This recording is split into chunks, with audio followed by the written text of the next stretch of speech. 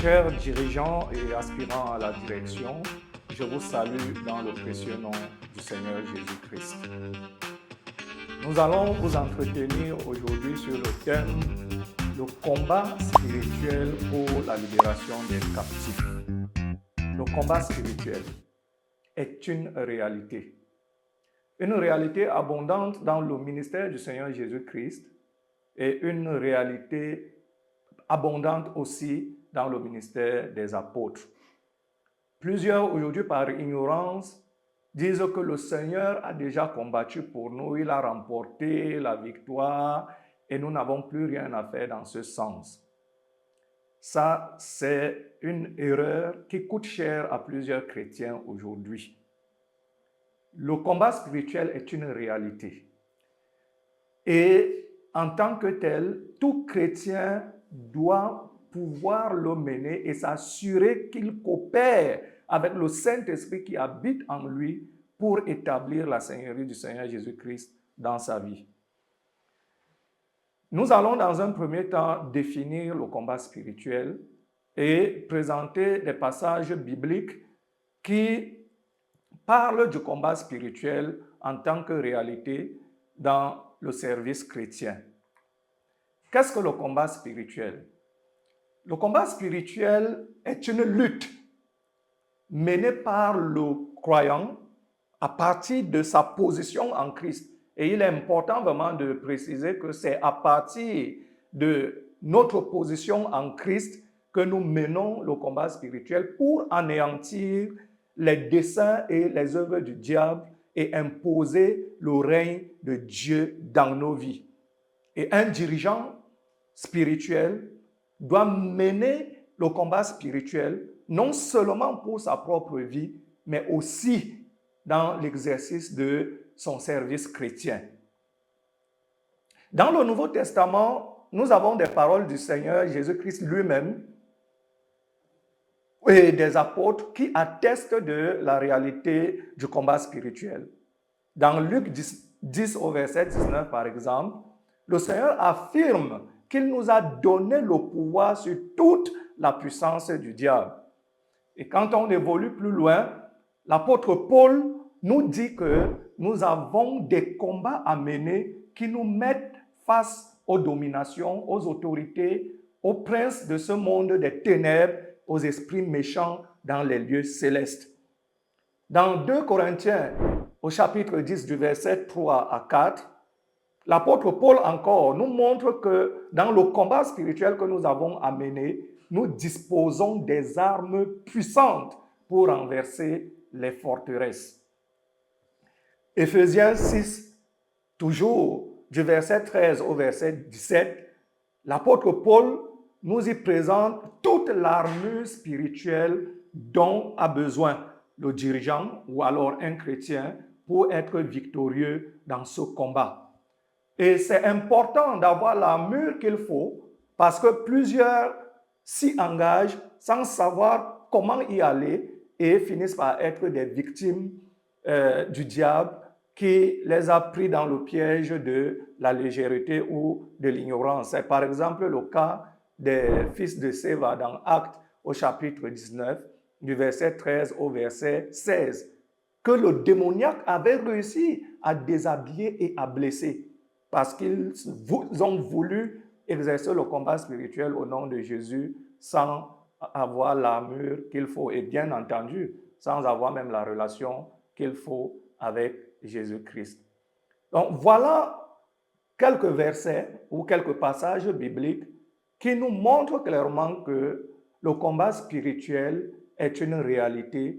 Le Seigneur Jésus en a parlé, les apôtres en ont parlé et nous qui vivons aujourd'hui dans la Nouvelle Alliance, nous sommes davantage concernés par ce combat spirituel.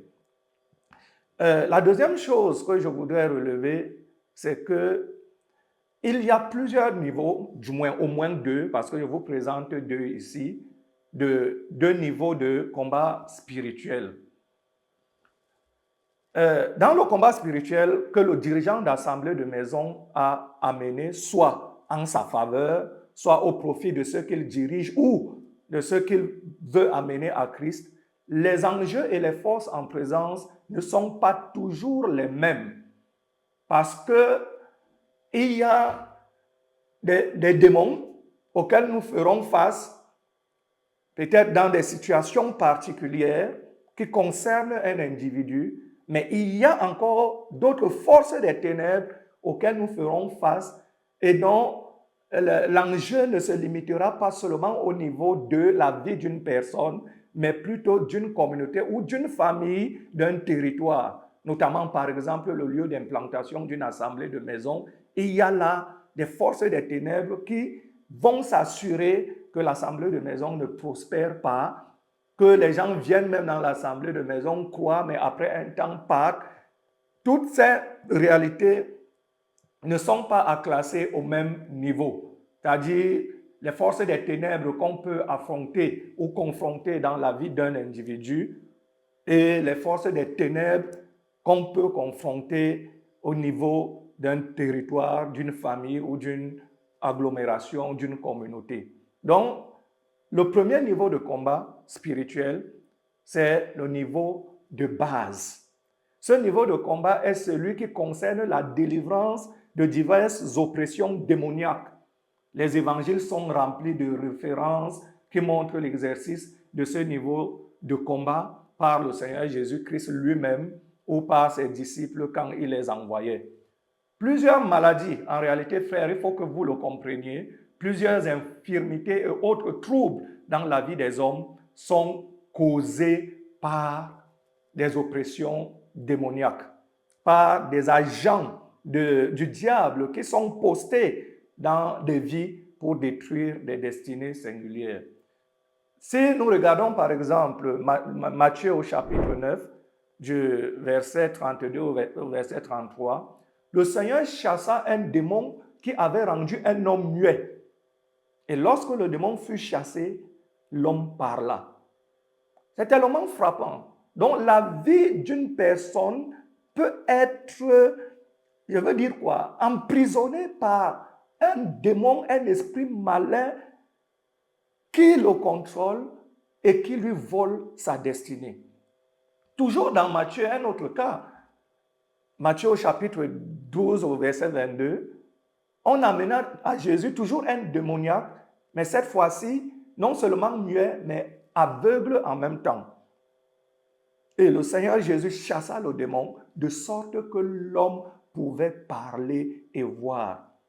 Imaginez quel avait été le calvaire de cet homme avant sa délivrance. Il ne pouvait ni parler ni voir. Pourtant, Dieu lui avait donné une destinée en venant sur cette terre. Il devait certainement parler des choses. Il devait voir et à partir de ce qu'il voyait, il allait apprendre et mener une vie conforme au plan de Dieu pour lui. Mais le démon était là pour l'empêcher de parler et de voir.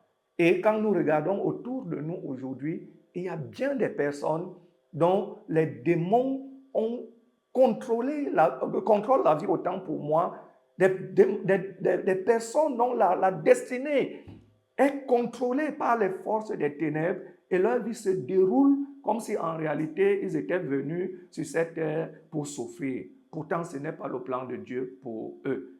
Un dirigeant d'assemblée doit savoir que des personnes que Dieu envoie dans son assemblée, certaines peuvent être sous oppression démoniaque qui contrôlent certains aspects de leur vie afin de frustrer leur existence et de les empêcher d'accomplir leur destinée.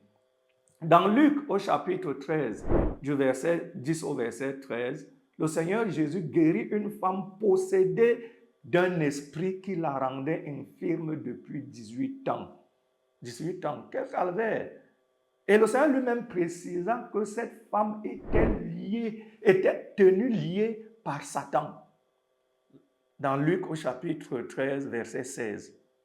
Et dans Marc au chapitre 6, du verset 12 au verset 13, le Seigneur Jésus envoya ses disciples en mission et ils chassèrent beaucoup de démons. C'est bien précisé dans le passage, beaucoup de démons. Parce que C'est ça le but des démons. Oppresser, voler la vie, rendre des gens tristes, les frapper de maladies, de phénomènes bizarres à travers lesquels le diable empêche l'accomplissement de leur destinée. Dans Luc au chapitre 10, verset 17, les disciples exprimaient leur joie au Seigneur quand ils sont rentrés de la mission à laquelle, du moins, la mission que le Seigneur leur avait assignée. Et ils ont exprimé leur joie en voyant que les démons leur étaient soumis lorsqu'ils les chassaient. Telle doit être la joie aussi d'un dirigeant d'assemblée de maison, de voir que tel membre de son assemblée, dont le diable oppressait la vie, il a prié pour lui, il a ordonné aux forces des ténèbres qui oppressaient cet aspect de sa vie de partir. Quelle peut être sa joie de voir la vie de cette personne s'améliorer? Et la vérité est qu'un dirigeant d'assemblée de maison doit pouvoir exercer un tel ministère. Dans Marc au chapitre 16, verset 17, le Seigneur cita l'action de chasser les démons parmi les miracles qui devaient accompagner le ministère des disciples. Chaque enfant de Dieu, et de surcroît, un dirigeant d'assemblée de maison, doit chasser des démons. Et ce ministère, il peut se le rendre à lui-même parce que c'est vrai, le Seigneur a vaincu le diable, mais il n'a pas tué le diable. Le diable existe toujours et il continue d'œuvrer. Et il est un opposant à l'œuvre de Dieu et il s'assure qu'il fait tout ce qui est en son pouvoir pour empêcher l'œuvre de Dieu de s'accomplir dans la vie des hommes et même dans la vie des enfants de Dieu. Donc un enfant de Dieu qui néglige le combat spirituel peut se trouver dans une situation où le diable le limite ou contrôle certains aspects de sa vie ou le frappe même de plusieurs infirmités, de souffrances qui ne devaient pas être là s'il avait été conscient de ce que le combat spirituel doit être exercé pour que nous menions une vie chrétienne victorieuse pendant que nous servons le Seigneur. Le deuxième niveau de combat spirituel est le combat du niveau stratégique. Ce niveau de combat spirituel concerne des lieux, des groupes ou des communautés entières que le diable contrôle et à la libération desquelles il est férocement opposé. Si nous regardons par exemple dans Marc au chapitre 5, du verset 1 au verset 20, l'histoire de la délivrance du démoniaque en qui habitait une légion de démons ne concerne pas que sa destinée, mais aussi et surtout celle de son peuple et les peuples environnants. Et c'est pour ça que quand les disciples étaient en train de traverser la mer pour y aller avec le Seigneur, il y a cette tempête qui a été déclarée ou déclenchée pour empêcher l'accomplissement de cette mission. Et on voit clairement que quand le démoniaque a été délivré, tout le village a été alerté. C'est comme si des gens voyaient leurs intérêts périr, se perdre, et ils l'ont supplié de quitter le village. Et cet homme ayant été délivré, oui, sauvé, Jésus lui a donné la mission d'aller prêcher. Et il est allé prêcher aux siens et à la Décapole, c'est-à-dire un ensemble de 10 villes. Donc voilà, le diable peut défendre tout un territoire. Et là où ton assemblée de maison est établie, ne crois pas juste que c'est un lieu constitué de personnes qui sont dans le voisinage, ainsi de suite. Et tu viens, tu diriges tes réunions, tu t'en vas. Non. Il y a là des agents invisibles de l'ennemi qui peuvent même avoir leur représentant humain, qui est peut-être un franc-maçon, un rosicrucien ou un sorcier, à travers lequel il contrôle cet environnement et s'assure que le royaume de Dieu n'avance pas, que les âmes ne sont pas délivrées. Et une autre histoire qui est vraiment frappante et qui montre toute la réalité du combat spirituel du niveau stratégique, c'est dans Actes au chapitre 16, du verset 16 au verset 24. L'histoire de la délivrance de la servante qui avait un esprit de python. Cette histoire nous montre clairement qu'à travers elle, le diable exerçait son influence sur toute une communauté. Sur toute une communauté. Et quand elle a été délivrée, on a vu les gens se lever et combattre la présence de Paul dans cet environnement parce que leur business allait souffrir. Ceux qui tiraient profit de la présence de cet esprit de Python dans cette femme. Et dans Actes au chapitre 19, du verset 23 au verset 29, l'opposition de Démétrius à la prospérité de l'évangile à Éphèse montre que sa fortune à lui et celle de ses employés provenait de l'influence démoniaque que la déesse Diane et son temple exerçaient sur les populations de cette ville. C'est pour ça que quand il a appris la présence des serviteurs de Dieu à Éphèse, il a soulevé la foule et il a voulu en découdre avec Paul et ceux qui l'accompagnaient. Nous pouvons donc voir que les enjeux spirituels qu'il y a dans l'établissement du règne du Seigneur dans la vie de ceux qu'il sauve, ou du moins l'établissement de la Seigneurie du Seigneur dans la vie de ceux qu'il sauve et dans les espaces contrôlés et défendus par le diable, ces enjeux sont tellement grands que nous ne pouvons pas imposer le règne du Seigneur si nous n'exerçons pas le combat spirituel. Le diable s'est toujours opposé à l'avancement du royaume de Dieu. Il le fera toujours aussi longtemps que les cieux et la terre subsisteront, aussi longtemps qu'il restera libre. Et le chrétien, le dirigeant d'assemblée que vous êtes, doit exercer ce combat pour avoir une existence épanouie et pour que son ministère prospère sous le contrôle divin. Maintenant, parlons de l'exercice du combat spirituel par le dirigeant d'assemblée que vous êtes. Au niveau du combat spirituel, du niveau de base, le dirigeant doit s'assurer d'établir la seigneurie de Jésus-Christ dans chaque domaine de sa propre vie et sur la vie de ceux qu'il dirige. C'est important. Nous avons été sauvés. Nous avons même le Saint-Esprit qui habite en nous, mais le diable est un esprit rusé qui va s'assurer que peut-être à partir des négligences, quand nous sommes venus à Christ, il y a certaines situations que nous n'avons pas adressées et nous ignorons que lui, il peut manipuler ces choses-là pour troubler notre existence et empêcher l'accomplissement des desseins de Dieu. Quand j'ai donné ma vie au Seigneur et que j'ai été enseigné sur en finir avec le passé, j'ai regardé à mes origines et j'ai vraiment commencé à prier pour que chaque aspect de ma vie soit libéré.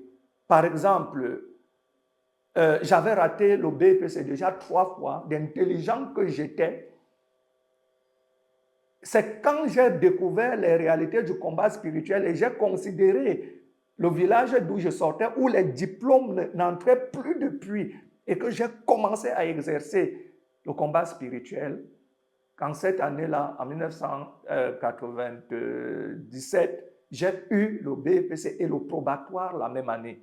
Et depuis lors, l'échec, du moins scolaire ou académique, n'est plus jamais intervenu dans ma vie.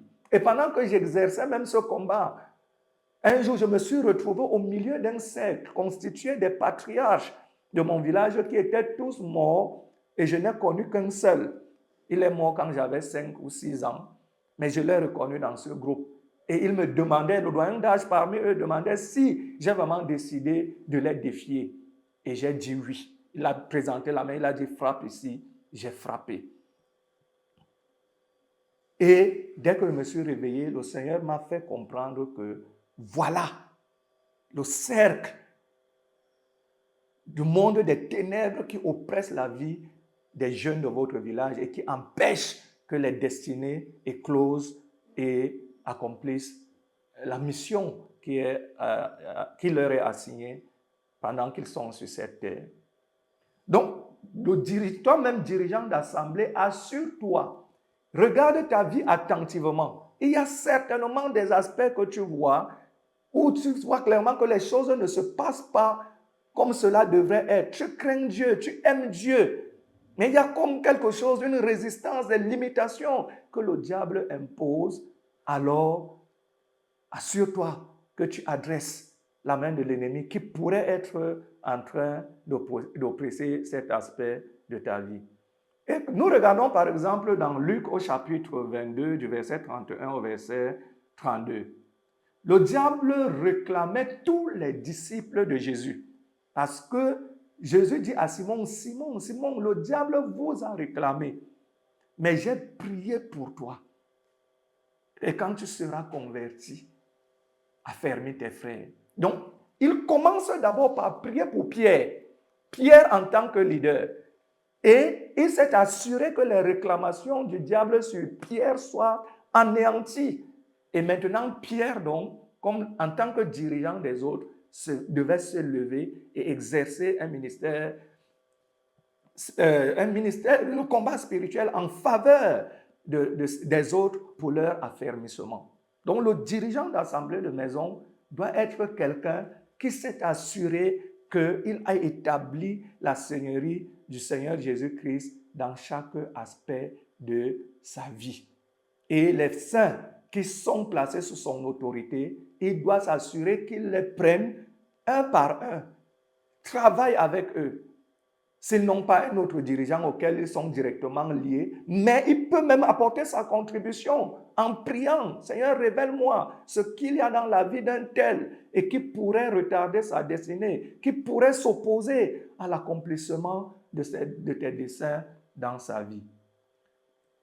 Nous voyons par exemple des passages bibliques où, par exemple, dans Jean au chapitre 8 au verset 32, le Seigneur dit, vous connaîtrez la vérité et la vérité vous affranchira. Et Jésus est cette vérité. Donc il n'est pas, je veux dire, c'est anormal que nous connaissions Jésus et que certains aspects de nos vies ne marchent pas selon le plan divin.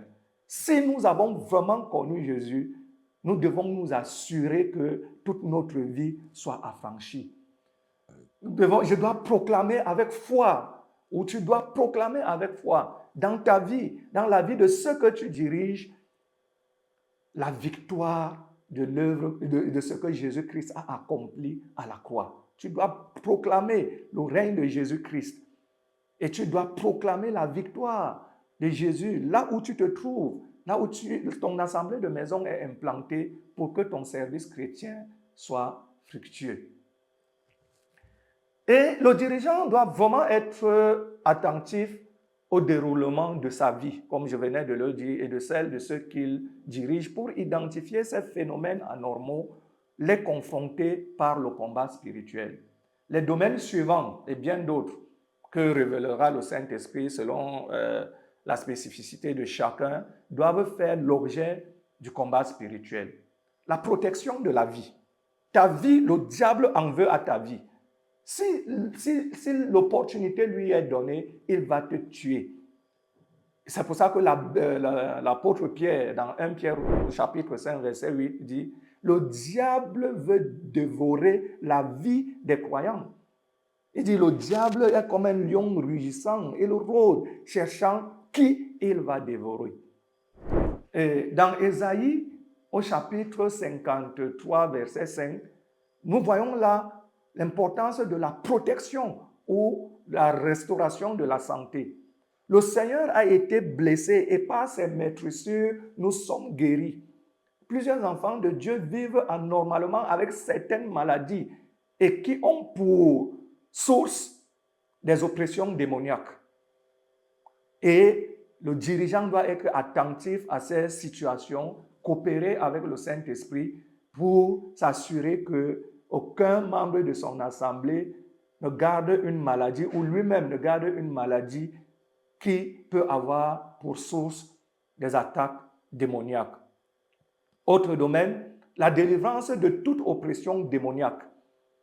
Dans Marc au chapitre 16, versets 17 à 18, Les démons, nous avons par exemple les démons à travers lesquels le diable oppresse les destinées sont nombreux et ils doivent être chassés afin que les saints aient une vie épanouie. Le Seigneur est venu afin que ses brebis aient la vie. Dans Jean 10 au verset 10, la partie B, il le dit clairement.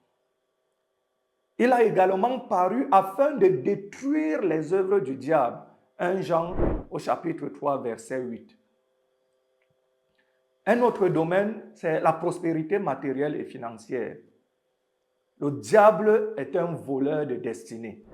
Dans Jean 10 au verset 10, la partie A, on dit qu'il ne vient que pour dérober, égorger et détruire. Dérober. Il vole les destinées. Il vole les ressources financières.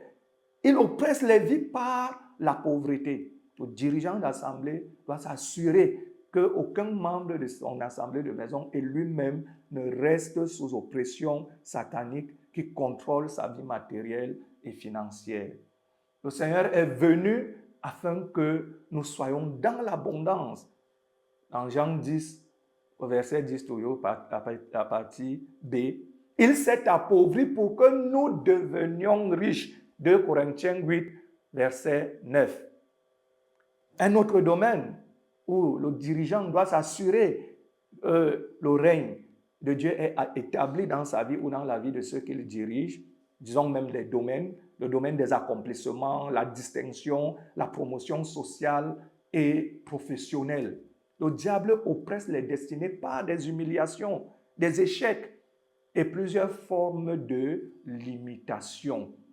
Le Seigneur déclare que nous serons la tête et non la queue. Nous serons toujours en haut et jamais en bas. Deutéronome 28, verset 13. Mais telle n'est pas toujours la réalité de plusieurs enfants de Dieu. Est-ce la volonté de Dieu? Non. Très souvent, quand ce n'est pas la responsabilité du croyant, peut-être qui n'est pas suffisamment éveillé ou paresseux, même la paresse même peut avoir pour source une oppression démoniaque.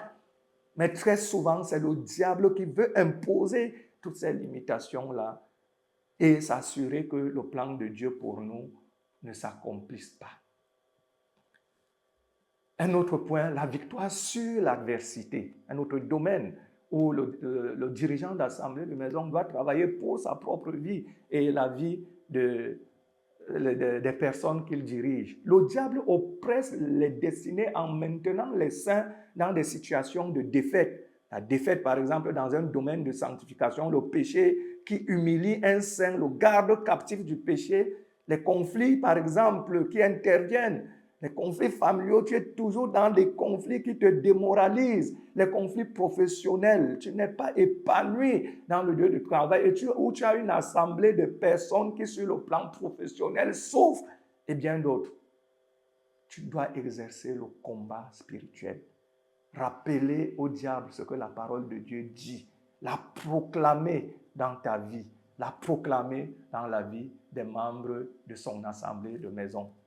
Le Seigneur, non seulement nous a donné la victoire sur toute la puissance de l'ennemi, selon Luc au chapitre 10, verset 19, il a lui-même vaincu le diable. Jean 16, verset 30. Lui qui est en nous est plus grand que celui qui est dans le monde. 1 Jean 4, verset 4. Donc en réalité, nous avons tout ce qu'il faut. Nous avons la puissance à notre disposition. Le Seigneur ne viendra pas exercer le combat spirituel à notre place, comme certaines fausses doctrines le disent. Il nous a donné l'autorité. Nous en sommes revêtus. Nous sommes ses ambassadeurs ici-bas. C'est au travers de nous qu'il agit. Nous devons nous assurer que partout où nous voyons les œuvres des ténèbres, dans nos propres vies, dans la vie de ceux que nous dirigeons, nous menions le combat qu'il faut. Au niveau stratégique, le dirigeant doit mener le combat spirituel pour s'assurer que le diable perde le contrôle sur les lieux et les populations sur lesquelles ou en faveur desquelles il exerce son service chrétien. Là où l'assemblée de maison est implantée, il y a des forces des ténèbres, je l'ai dit au départ, qui sont là et qui s'opposent à la progression de l'évangile. Il y a un cas dans la Bible qui me touche beaucoup.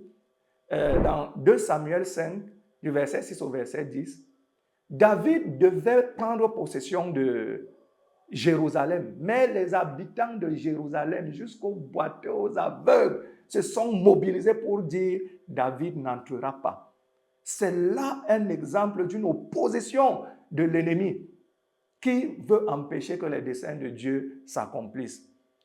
Mais nous ne devons pas être des personnes qui, face à ces oppositions-là, abandonnent les assemblées de maison qui se ferment, le dirigeant qui se décourage, ainsi de suite. Non.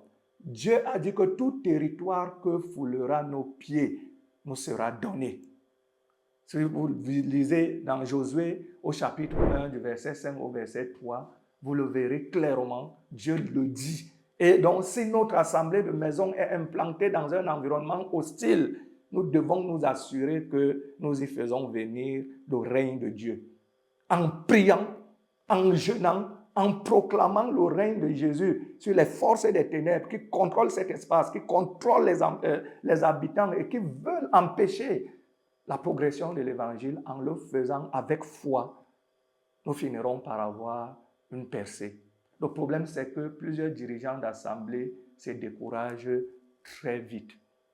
Les exemples que nous avons cités au départ du démoniaque à la légion et de la servante avec un esprit de python nous montrent clairement que le dirigeant doit agir pour s'assurer que l'évangile connaisse la percée là où il se trouve. Parfois, comme j'ai dit, ça peut être vraiment une personne qui est dépositaire de ces choses-là et à travers laquelle le diable contrôle l'espace. Cette personne peut soit se convertir par notre intercession, par la proclamation du règne de Jésus, comme elle peut mourir selon le dessein de Dieu et l'environnement spirituel se décante et voilà l'évangile qui prospère dans cet environnement. Donc voilà, chers dirigeants, ce que j'ai préparé pour vous. Déjà, que vous soyez conscients des réalités du combat spirituel et vous sachiez que même dans le ministère du Seigneur Jésus-Christ et des apôtres, cela a existé. Dans notre contexte encore, ça existe et ce combat se situe à deux principaux niveaux, au niveau de base, au niveau stratégique selon les enjeux et selon les forces en présence. Et maintenant, vous, en tant que dirigeant, vous devez exercer ce combat spirituel et vous assurer qu'aucun domaine de votre vie et de la vie des personnes que vous dirigez ne soit négligé, ne reste sous oppression démoniaque. Si vous exercez le combat spirituel fondé sur Christ, menant une vie agréable à Dieu, votre ministère prospérera, votre assemblée grandira, se multipliera, les saints seront prospères et seront heureux d'appartenir à Jésus. Que le Seigneur vous bénisse.